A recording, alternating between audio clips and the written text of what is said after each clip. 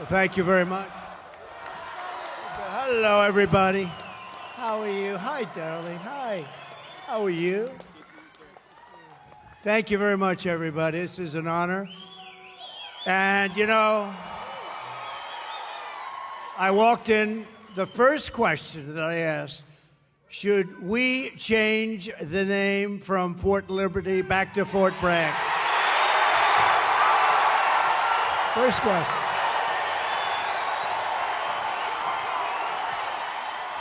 Right? So here's what we do. We get elected. I'm doing it. And we're leading in all the polls. We should get elected, but remember this, they cheat like hell. We got too big to rig. We need too big to rig. So I just appreciate being here. You know, we did win 2 world wars from Fort Bragg, right? So this is no time, look at that big guy.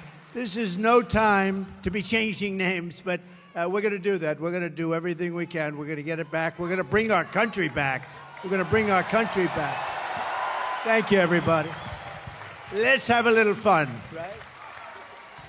Okay? Good.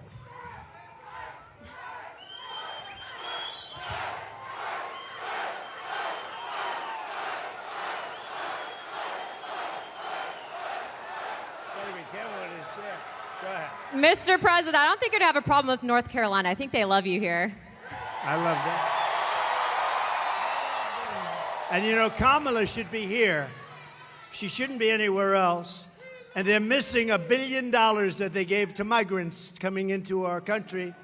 Some of them are murderers, some of them are drug dealers, some of them, many of them. 13,099 murderers came into our country during their 3.5, and we're missing $1 billion they gave them to the migrants that came in, and now we don't have the money. We'll do it, but they don't have the money to take care of. That's why they're giving you lousy treatment in North Carolina in particular, and we don't like that, so we're going to let it be known, and they have to get a lot better because people are not happy. Well, you're absolutely right, Mr. President. And before we start with that town hall, I actually wanted to mention that one of your friends here is Silk. Silk, are you here? Where are you at? Oh. Where? Oh. I'll tell you, she is my friend, too. And she is my friend.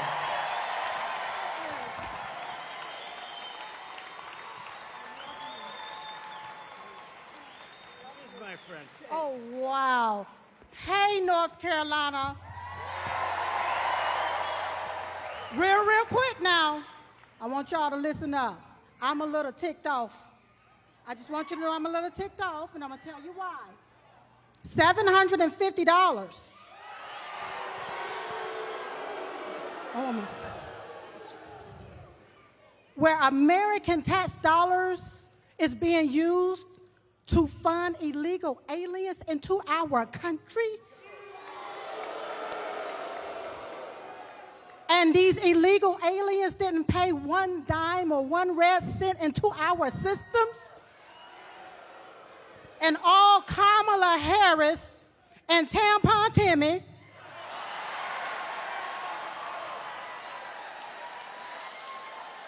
want to give us $750? Listen, you all, we only have one choice. One choice. And that's President Donald J. Trump.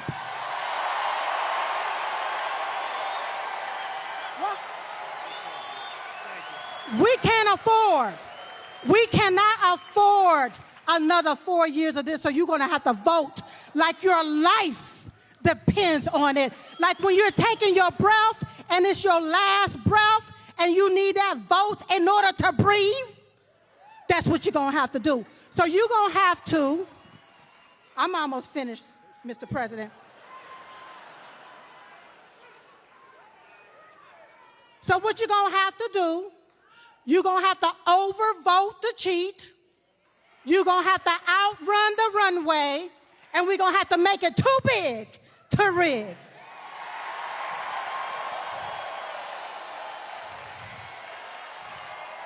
Woo! Now I can feel Diamond rising up in me. Because you have to vote right so you won't get left again. Vote red, R-E-D. Remove every Democrat.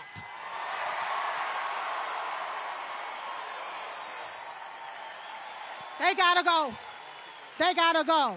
Now, while the media continue to play the race card, we gonna continue to play the Trump card so we can win, win, and win.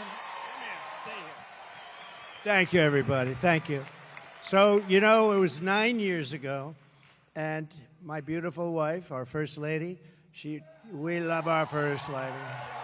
Did you see her interview on Sean Hannity and with Ainsley in the morning? She did great. But 9 years ago, she came to me. She said, you know, there are two women, and they are really incredible. I said, who the hell are they? He said, you got to see this. You're not going to believe it. They had a thing, and we fell in love like almost immediately. Yes. And her sister was just unbelievable, too. Yes. And she passed away like a couple of years ago now. It's a long time ago, it seems. It goes fast, right? But what a great combination. We love you both.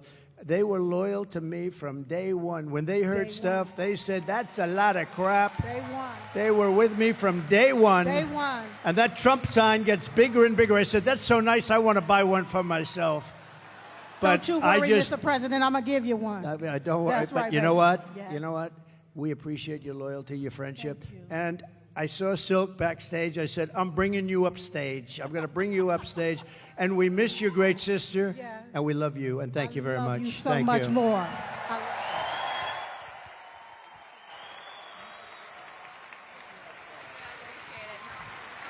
Thank you.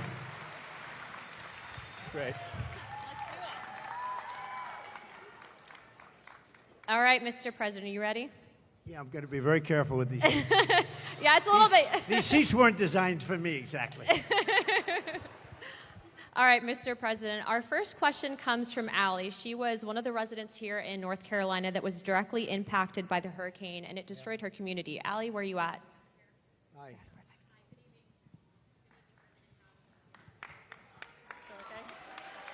Good evening, President Trump. My name is Allie, and I'm from the foothills of North Carolina. Our entire community has been decimated.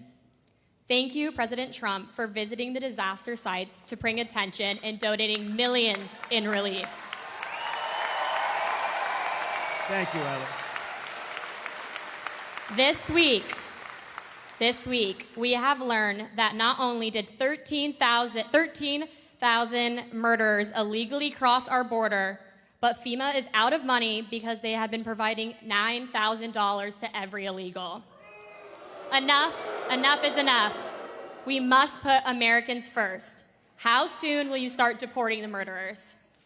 So let me just tell you that you're right about that. It's 13,099 to be exact.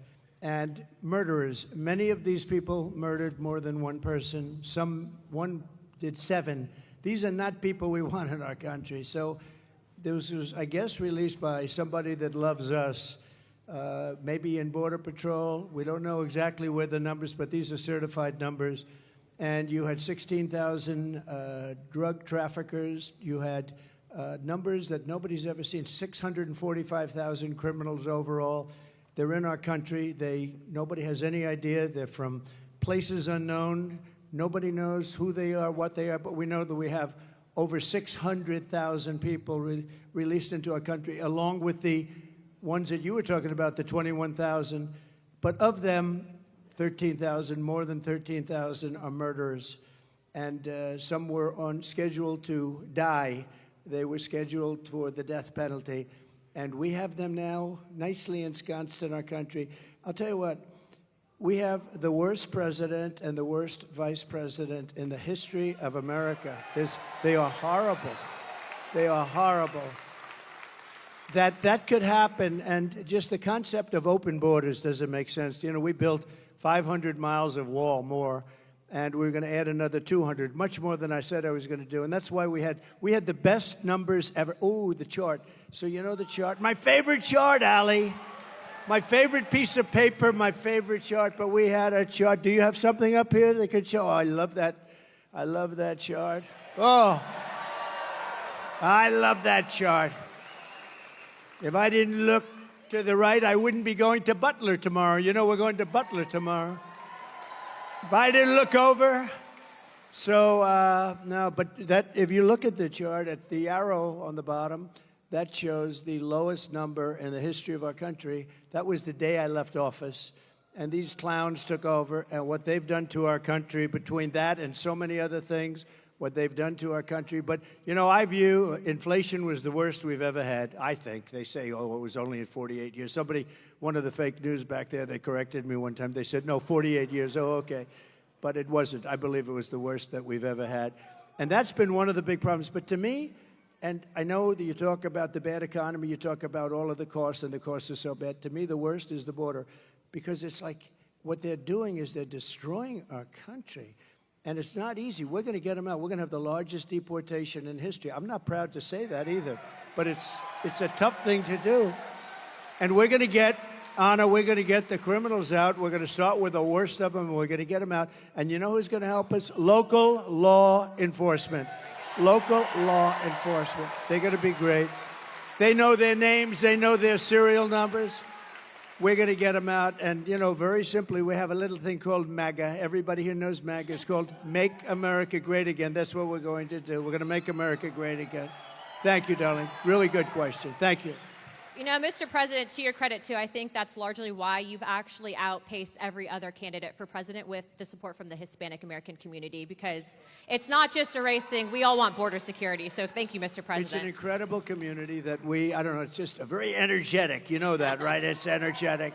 And they're very entrepreneurial, and they love our country. And we've gotten record numbers with the Hispanic community. And I don't know, it just works. It just works, so I appreciate it very much. Thank you, darling, very much. Thank you, guys. All right, Mr. President, our next question is from John. He was a Green Beret captain who was actually kicked out of the military. I think he's going to share his story with you. 1 second. Hi. Good-looking guy. Thank you. Good evening, Mr. President. I'm John Frankman. I was a Special Forces Green Beret who was forced out of the military because of the COVID-19 vaccine good mandate. Stuff, right? That's good. That's good. So the Biden-Harris DoD COVID-19 vaccine mandate was very damaging to the military. It forced thousands of service members out, and thousands do not want to join now. The Biden-Harris DoD has the lowest recruiting in modern history, and now they're pushing more woke training. So how do you plan to repair the military from the damage that was done and hold military leaders accountable? So I want to have them come back into the military with pay. And, you know, they've been talking about that, but it never happened. They never did what they said they were going to do. There should have never been a mandate. That should have never happened. You should have been given choice, as we say. We want choice in education, and we want a choice there, too. And that should have never happened. And, you know, we've lost some of our best people in the military, too. Did you leave? Did you leave? Did you ever take the vaccine or anything? I never did, sir. So you want a choice, yeah. And do you want it? Would you go back in if they were able to? As long as there's accountability, potentially. Yeah, no, there would be accountability, is right. We'll fire their asses, but there would be. We don't want to lose this guy. We want to get. He's central casting. We want to get him back in. Yeah, we're going to take care of it. I hope you do come back, or I hope you do very well outside. To be honest, wherever you are, I just want you to do well.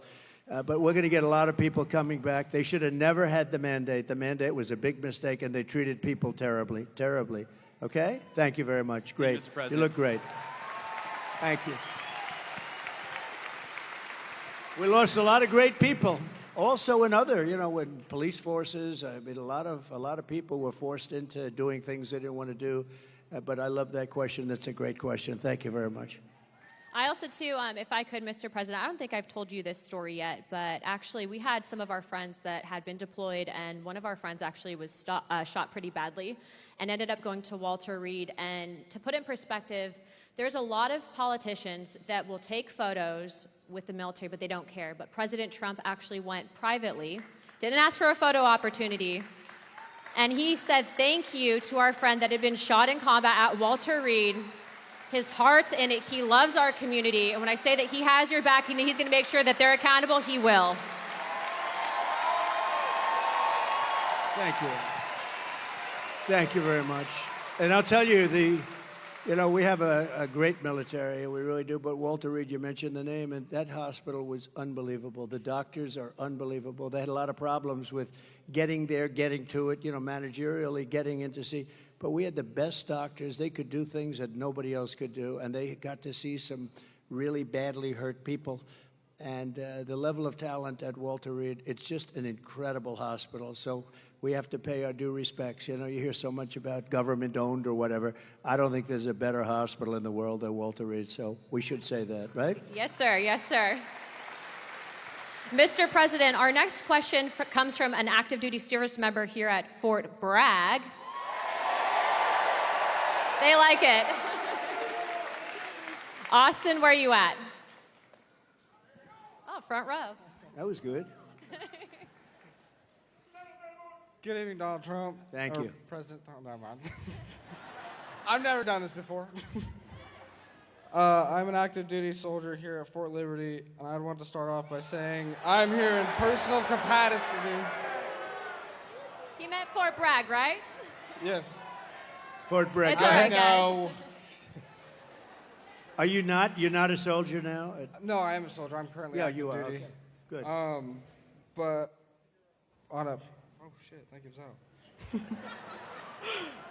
I'm here in my personal capacity, not speaking on behalf of the Army or DOD in any way. Right. This week we saw the missiles flying into Israel from Iran and how impressive the Iron Dome is in protecting Israel.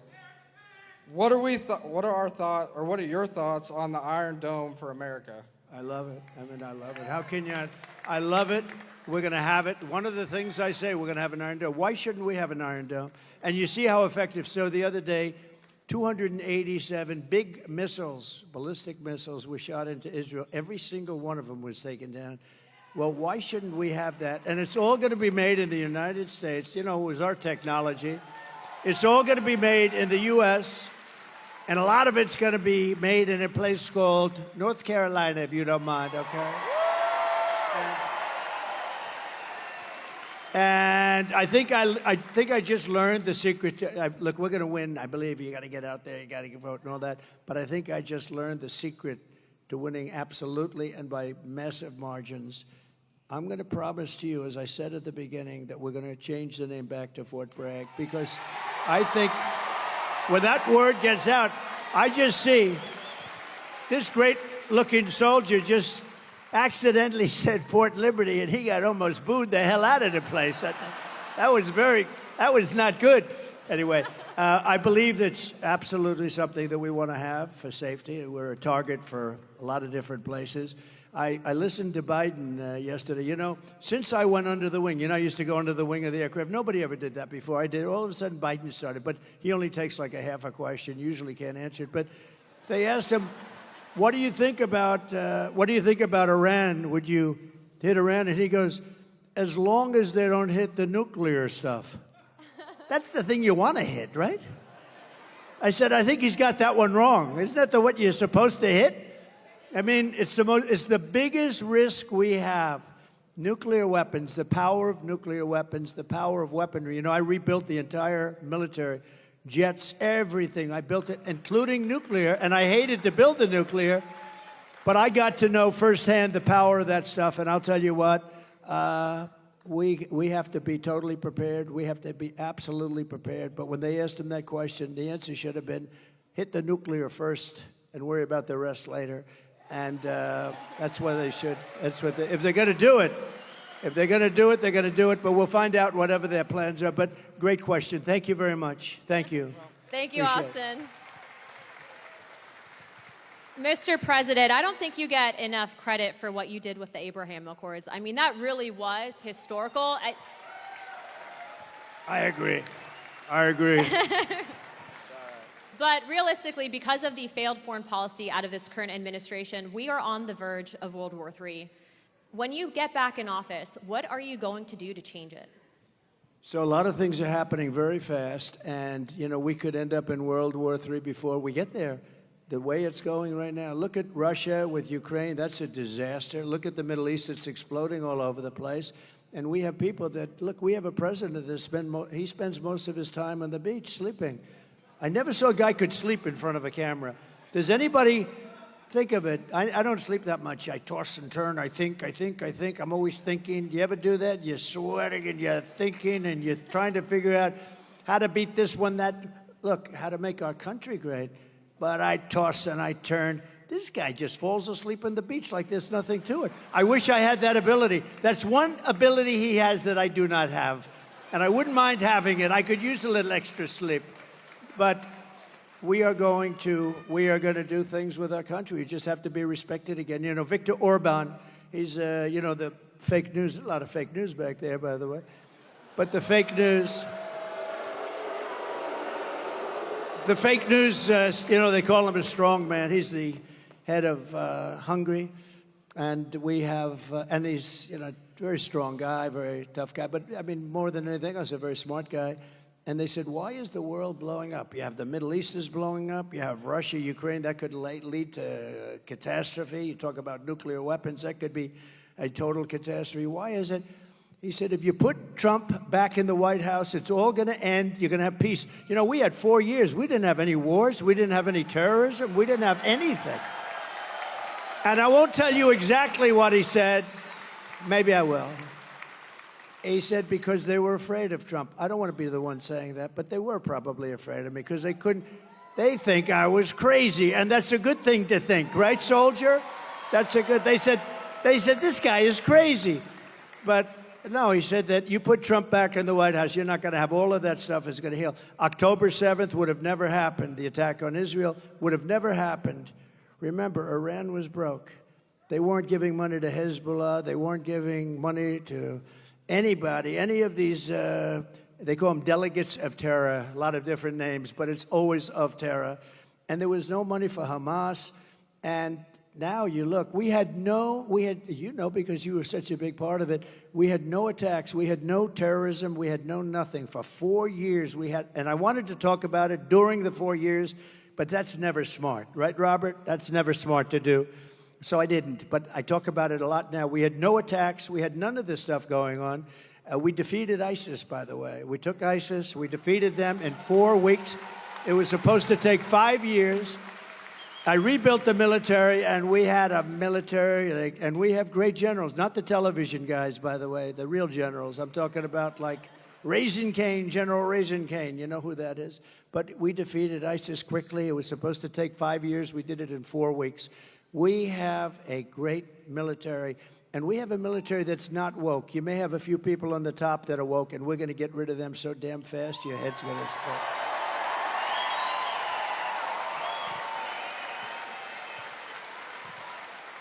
Yeah, he's not kidding. I mean, we've traveled around the world just on Codels, and every single world leader that we met with said that they needed you back because you'd be tough on China. They know that other people won't be tough on China, but you'll be tough on China. Well, even China likes us back. You know, China wants to see a little stability, too. But I charged China hundreds of billions of dollars in taxes and tariffs, and they paid it.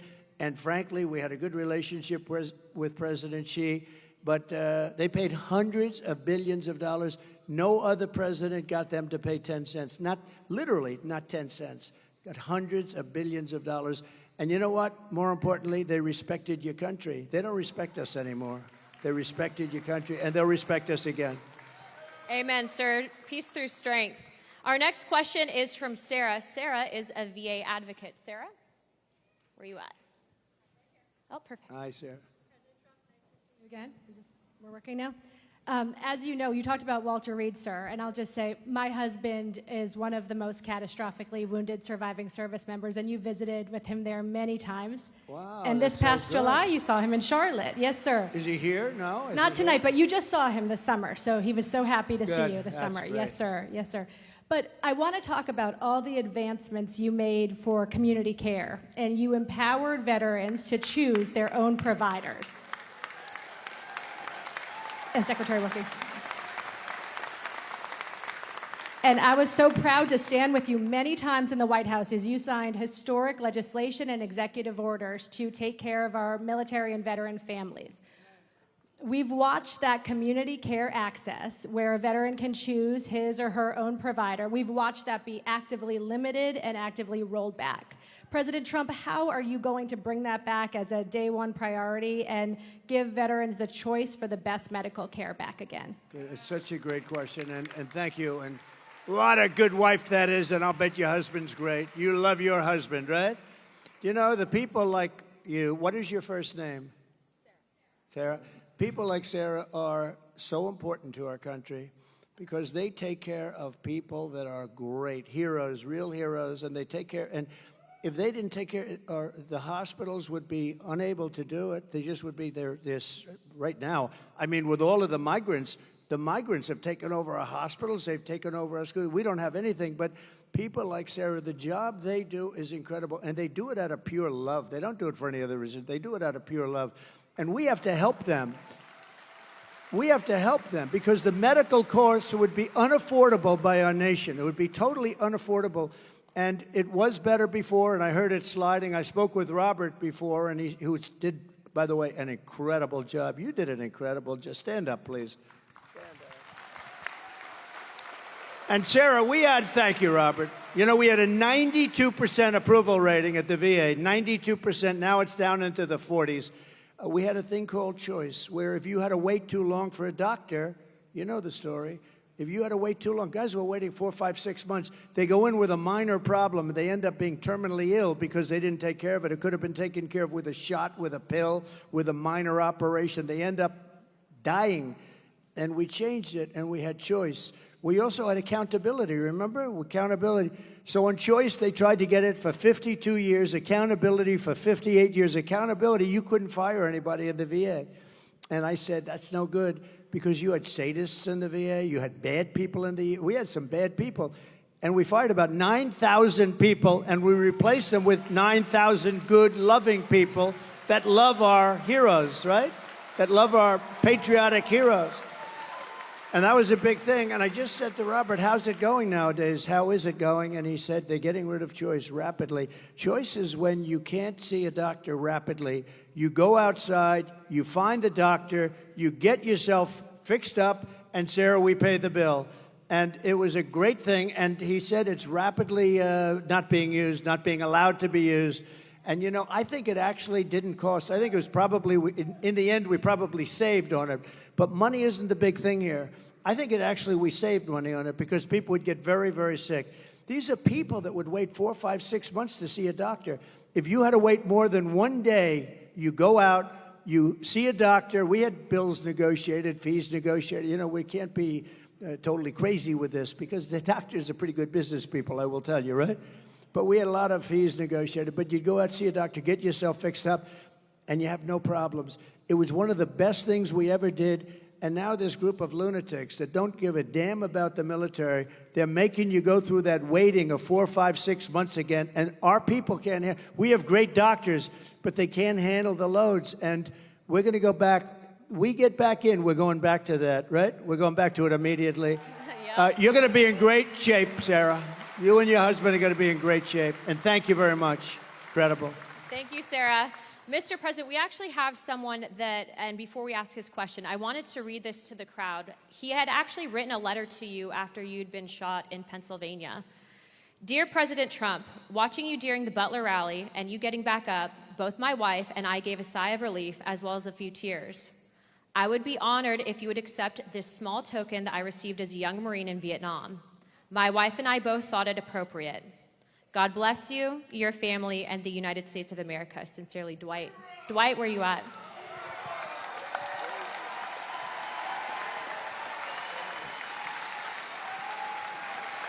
Thank you.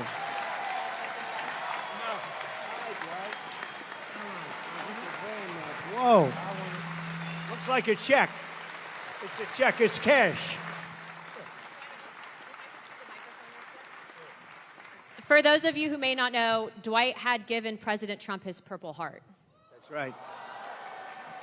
That's right.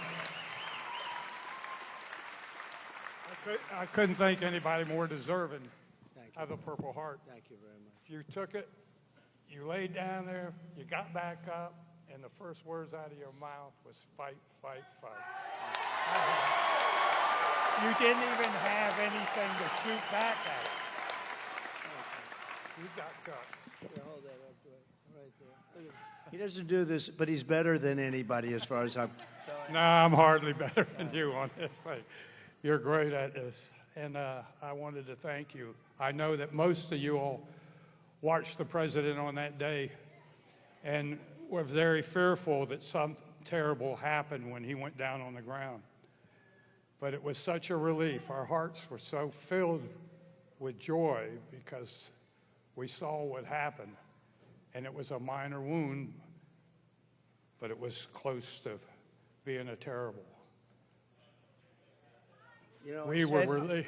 I said, how does it, why was there so much blood to the doctor? There's bleeding like crazy. This is a little fact. Some of you might have heard this, but you get hit in the ear, and it bleeds more than any other part of the body. So I didn't mind being hit that way. I don't want to be hit that way. This way. This way. If I didn't make the turn, I would have been hit the other way. That's no good. That would not have been too good. But it is true, and I got very lucky, and maybe it wasn't so much luck. Maybe there's something else, right? Maybe there's something else up there, but that's great. Thank you. You also took the time out to write me a beautiful letter and gave me a challenge coin. I never expected that from the President of the United States. Well, Thank you very much. This was a great honor, and I remember it very well when you gave it. Yes, I will. Really nice. Thank you. I served as a Marine in Vietnam, proudly served as a Marine in Vietnam. And thank you very much.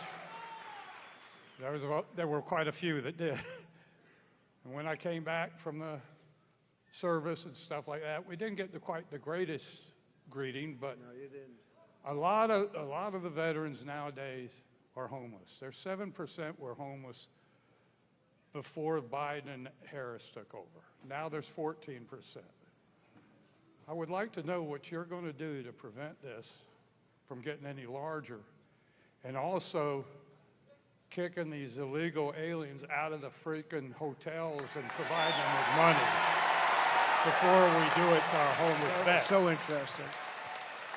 So one of the things that most angers me about this is the 21 million people plus. You know, they say it's 10, it's 12, whether it is or not, it's much more than that. It's 21 million, and it's probably with the gotaways and everything a lot more than that. But one of the things that most angers me is that you have veterans on the streets in front of a hotel, and you have illegal immigrants. Some of them are serious killers and drug dealers and all the people that we talked about before, and terrorists. And those people being walked into a hotel, and they're staying in a hotel, and they walk by veterans who are sleeping on the street. And it could be cold, it could be hot, and it bothers me. If we stop, if we close our walls, we're going to be able to handle it. They are spending so much money on taking care of the illegal migrants, now we call them. We used to call them illegal aliens. I call them whatever the hell I want to call them. So do you. But they're not supposed to be here. And we're going to close the wall. First day, we're going to do a couple of things. First day, we're going to drill, baby, drill, and we're going to close the wall. We're going to close it up. And we're going to have to take people out. We cannot have killers. Do we agree? Does anybody want to leave the murderers, the drug dealers in our country? Do you know one of the little facts that's very sad but makes sense? That all these things I predicted 3-4 years ago, I was saying this is going to happen. Now it's happening. The migrant crime, it's a massive crime. But all of this that's happened, everybody, it's common sense that it was going to happen. And we're going to have to get them out because we have no choice. It's not sustainable by any country. We have done things that are so stupid. Like, as an example, I consider it to be less important, but it's very important still because it's a way of life. Men playing in women's sports, okay? Who wants that? And who wants open borders? Because open borders are so, you say, how does a thing like that happen? All of these policies we're going to be changing. And we have now somebody running as a radical left person, more left by far than Pocahontas. More, you know who that is? More left by far than crazy Bernie Sanders. She's more left, and we can't have it. So we're going to take care of your people and your friends. You got a lot of friends out there that don't have a place. And we're going to do it, and we're going to do it fast, and we're going to put money to it. First of all, we're standing on the greatest power. It's called liquid gold. We have more than any other country. We don't use it. We get oil and gas now from Venezuela. Do you believe it? We're going to take our own, and we're going to make a lot of money. So we're going to make a lot of money. We're going to take care of our veterans properly. We're not going to have that happen anymore, okay? Thank you, Dwight. Thank you. Beautiful guy. Beautiful guy. I think I'm going to stand. This chair is the most uncomfortable chair I've ever. First of all, it spins. And the one thing I don't want is to fall on my ass, because that will be the only story. They'll say, sir, you did great. Too bad you fell. That would be the only story. So I'm not sitting in that sucker. I think it's a booby trap. That was put there by Kamala.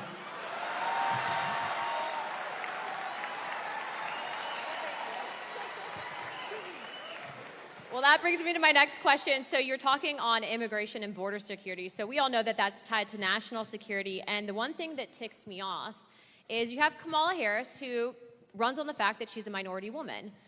But yet she's done nothing about the 300,000 migrant children that have gone missing. Just real quick, how many parents are in this room? How many women are in this room that support Trump?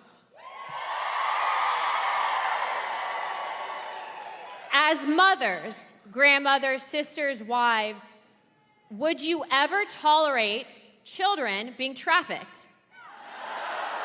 If you were in Kamala's position, wouldn't you have stopped that? President Trump, you've done more for not just the Hispanic American community, but I think women in this country, not just, I'm just going to toot his horn for a second. He's put women in positions of power, but the media won't cover that. They won't, because it doesn't fit their narrative. They want women to hate them, but guess what? We don't hate them, we love them, don't we? But I don't do it. I don't do it really for a pure, really great reason. I just do it because I want results. And I just find women to be smarter than men. Does that make sense? Men, you don't mind I do that every once in a while. It's not bad. Thank you. Thank you. Well, Mr. President, to follow up on that question, as a grandfather and a father, what are you going to do to stop the trafficking of women and children in this country, and specifically with the migrant children as well? So we had it down to the lowest number. You saw that on the graph. That included drugs. It included trafficking in women, mostly women and children. But you mentioned a number. It's, to be exact, 325,000. Now think of that. You could fill up the biggest stadiums many times with this. 325,000 children are missing during the Biden reign. Now let's say her, because they made her, and you know it's funny, when you say Harris, right? Nobody knows who the hell I'm talking about. You say the Harris team, who nobody knows, so you have to say Kamala. So Kamala. But Kamala and Biden, 325,000 just during this almost 4-year reign. That's missing, but many of them are dead. Many of them are in sex slavery. Many of them are slavery, period, and they're gone, and never to be seen probably by their parents again, never to be seen. Their parents are all over the world looking. They're looking for them.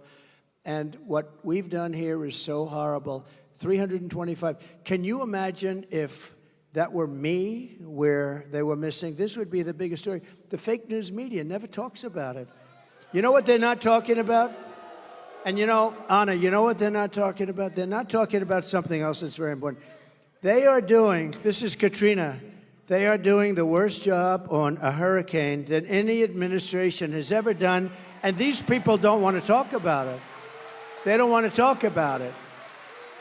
People are saying it's the worst job, and you people know it. A lot of you people know it because you're here, but they've done the worst job. Kamala has done the worst job, and it's really like her because she was put in charge. Now she said, I wasn't the border czar. They shouldn't call. Well, she was always the border czar. She never went to the border until a little while ago. And then she made a speech like, I'm going to start getting very tough. Why didn't she do it 4 years ago? You know, you could always say, why didn't? And all she had to do is leave our policies. We had Brandon Judd. We had Tom Homan. You know Tom Homan? I see him a lot. He's great, like Central Casting. He was great. All these people are great. We have great people there right now. But we have some tremendous people. And, you know, it's interesting with Border Patrol and ICE. It's really easier for them not to do their job, but they love the country. They really want to do the job. They're so disgusted when they have to let people, and you look at some people, you know they're criminals, and they have to let them go walking right by into our country. Now, we're going to straighten it out. It's going to be straightened out right. But 300, remember this number, 325,000 children are missing. That means many dead are missing during this administration. And that's almost unthinkable, and I can just imagine if that were us, it would be the worst story. They never talk about it. And the other story they don't talk about, and I'm doing this because we're on all that television, look at all that television. The other story they don't talk about is what a rotten job they're doing in North Carolina and other places with respect to the hurricane. They are doing a terrible job.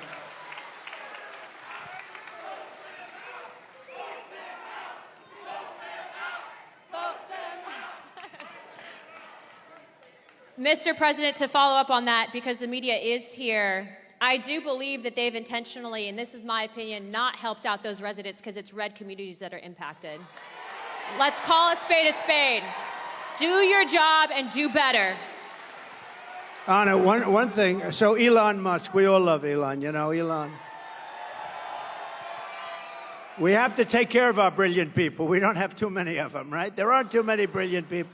But I got a call, an emergency call 2 days ago to speak to Elon, and he endorsed me very strongly. He endorses me almost every day. He wants us to win so badly. But Elon is a brilliant guy between the Tesla and this, that, the rockets. But he also does something called, you know the link, Starlinks. So he has Starlinks. Now, I'm not too familiar with it. All I know is it's really supposed to be great. So they call because in North Carolina and parts of North, and a little bit Georgia, but in parts of North Carolina, every line is down. There was no calls, no anything. Nobody could get through to anybody. And I got a call from a big person in North Carolina. Could you possibly call Elon Musk because we need help with Starlinks? Could we get Starlinks, you know, really? And I did, and he was great. And, you know, he did something that was, he had it ordered. I got a call during my phone call. They called me up, the people from North Carolina, and they said, thank you very much for helping us with Mr. Musk. I was talking to him. He wasn't off the phone. I said, do you have some kind of a thing that we're talking and you're ordering people?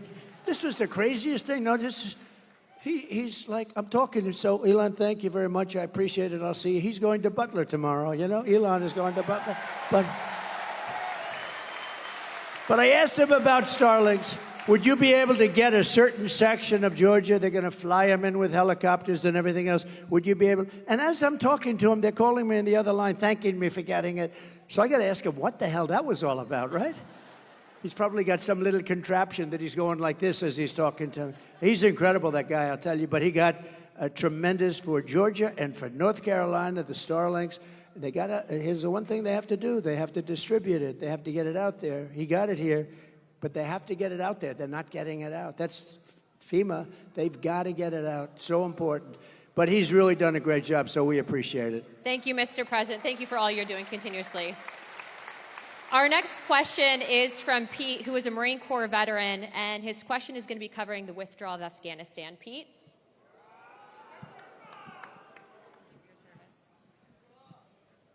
Mr. President, I am Pete from North Carolina, and also a Latino for Trump.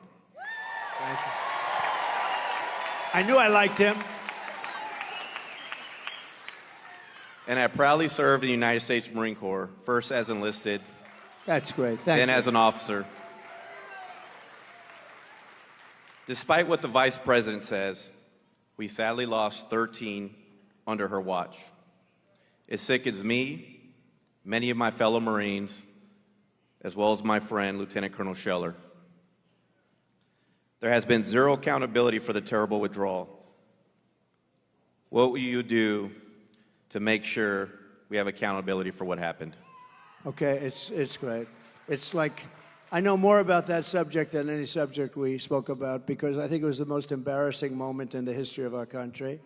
There was never anything. I don't think Putin would have gone in and invaded Ukraine if that didn't happen. He saw that. He said, hey, these people are stupid people. They're idiots. And, you know, they only respect power and force. When they saw that, by the way, if I were president, Putin would have never done it, period. And you would have never had the attack, and you wouldn't have had inflation, and you wouldn't have had the problem that we're talking about. Because, you know, I had it down to 5,000. I was getting out. They were there for 20 years. But a couple of things were done wrong. Number one, they should have kept the military base, right, Bagram? So you have a military base, one of the largest bases in the world. We left it. It's 1 hour, forget about Afghanistan, it's 1 hour away from where China makes its nuclear weapons, okay? You gotta keep that, and they didn't. They fled, they left.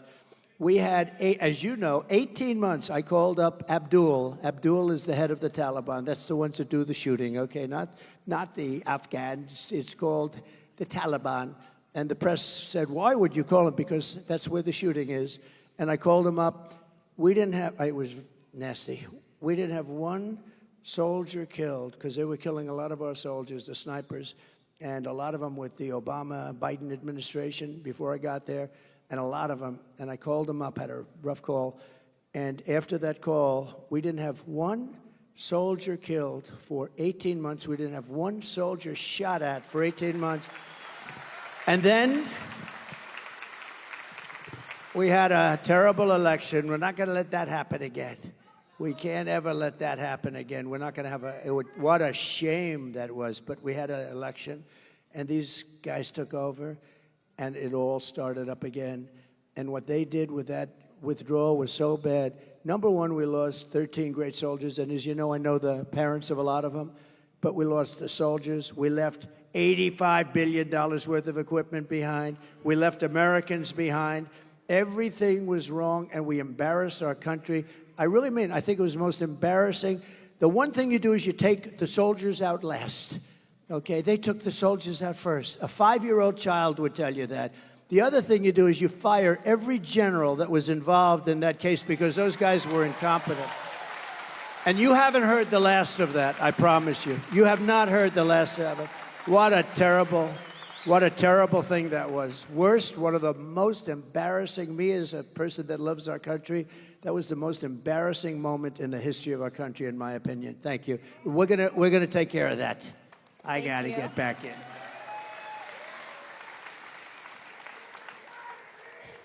Mr. President is such a good title for him, isn't it?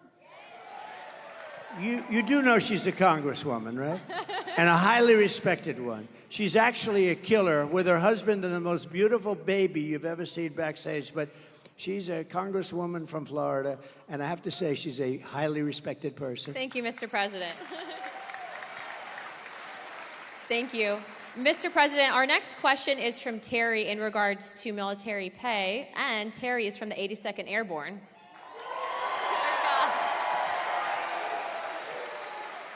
Mr. President, thank you for being here. My name is Terry. I have had the honor of serving with the mighty 82nd Airborne. I'm also a proud member of the Lumbee tribe. The largest tribe in North Carolina. We have one of the highest percentage of military service in the nation, a higher percentage of the overall population. My question, sir, is about the military pay. You provided the largest pay raise in history to our military.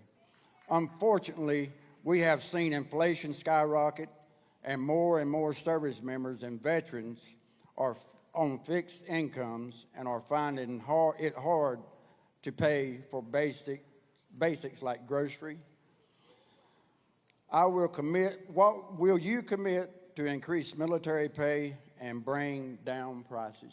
Yeah, very good, Terry. I appreciate it, too. And it's very unfair.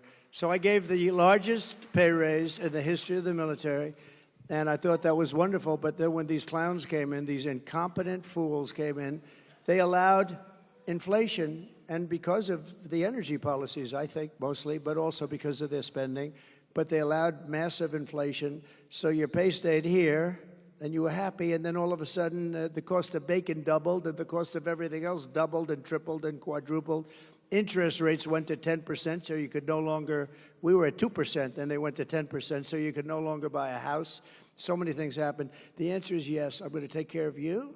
I'm going to take care of our law enforcement. And you know who else I'm going to take care of? Our teachers. Our teachers are very underpaid. We're going to take care of our teachers. Okay? Going to take care. And I did it. I did it. I felt strongly. But, you know, the fact is that they got wiped out. What we gave you got wiped out by their inflation that they should have never had. That's another thing. You would have never had inflation because it was caused largely by really dumb energy. The energy went through the sky. That brought everything with it. So we're going to take care. But law enforcement also and your teachers, okay? Thank you, Mr. President. We now have time for one last question. So our last question. Make this a good one. Our last one comes from Matthew. Matthew? He was an F-15 pilot. I won't hold that against you.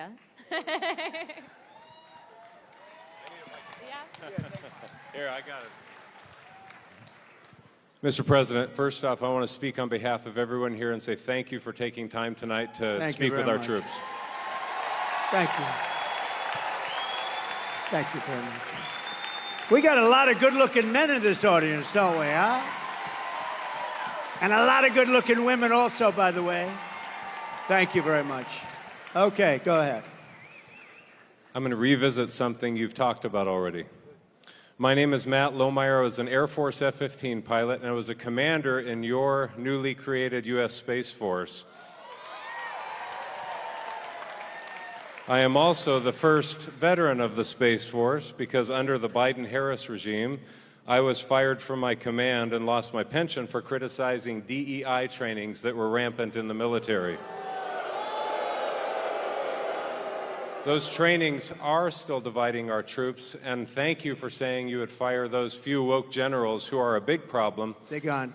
I'm going to suggest that it might, in fact, require ongoing oversight and a persistent, consistent, watchful eye within the Pentagon to ensure this monster never returns to the Defense Department.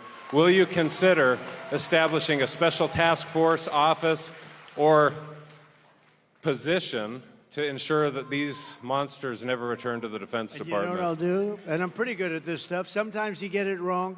I'm going to put you on that task force. I think it's good. Not going to do better than him. I'll put you on.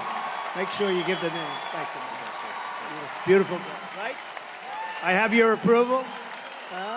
Yes, sir. I have your approval? We're not going to get better than him. You're right about it. You're right. 100%. Thank you. I'm cut. Mr. President, that wraps it up for the evening. Do you have any closing statements to everyone? Well, I just want to say that it was very important that I got to North Carolina. You know, Laura, my daughter-in-law, gave me the most beautiful grandchildren. But Laura's here. I don't know if she's right here or where is Laura. Would you come out here? She is absolutely the girl. Come on up here. Come on.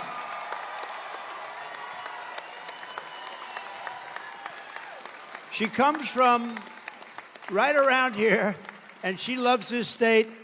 And you better be careful because I'm going to blame her if anything happens in this state. That's true. I said, I'm going to blame but we're her. going to win North Carolina, are we not?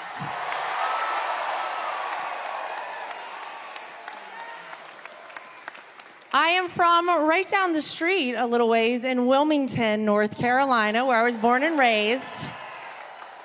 And I know I don't even have to ask this audience this question, but are we ready to send Donald J. Trump back to 1600 Pennsylvania Avenue?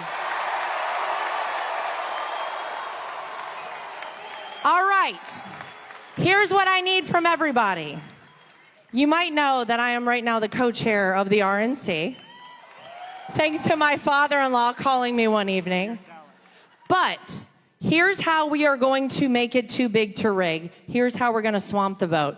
Is everyone in here registered to vote? If you are not, go right now to swampthevoteusa.com and get registered. Go vote early and take every person you know to go vote early. We will win this big league, as Donald Trump says, on November 5th. All right, ladies and gentlemen, thank you guys. I love you, North Carolina. Thank you. I have to thank you because you gave me really a great daughter-in-law. She's really special. And she's, along with Michael, who's here, Michael Whatley, they're essentially the co-chairman of the Republican Party. This is a very upwardly mobile person. She's doing good. But you know the truth? She's so good. I'm very conscious of, like, nepotism. But when I did with her, I recommended her. All I did was recommend, and everybody couldn't believe she was even doing it. She is really a person that's incredible. She's respected by everybody. They love her. She comes from here, and there is no place she likes better than North Carolina. So get out there and vote in honor of this wonderful person, Where's Michael? Will you get up here, Michael, please? Don't worry about the time. The networks will stay with us, right? Michael, would you say a few words? So Michael Whatley, I mean, I guess I like North Carolina because he was the head of the Republican Party. We won the state twice, and last time when all of a sudden around 3:02 in the morning we started to fall off on a lot of things, it was ridiculous. But with this state, there was no fall off. He had 602 lawyers working for him. And I said, who the hell is the guy that did such a good job in North Carolina? Because we were leading in Pennsylvania. We were leading all the way along, and these people will do it. They have no shame. And he did the job, and I said, I want to get him. And he's chairman of essentially the Republican Party. And I just want to say you're doing a great job. But I don't want to say it too early. Let's wait till November 6th. I want to wait till the morning after, right? Then I feel confident that we'll say it. But so Michael is from North Carolina. He was the head of your party, and he did a great job, and he went to the top. And please say a few words, Michael. So to win North Carolina, we are going to get out the vote. We are going to protect the ballot. We are going to expand our majority in the House. We are going to flip the Senate, and we are going to send Donald J. Trump back to the White House as the 47th President of the United States. Thank you, Michael. Thank you, sir. Thank you, everybody. Thank you. Thank you, everybody from Fort Bragg. Thank you.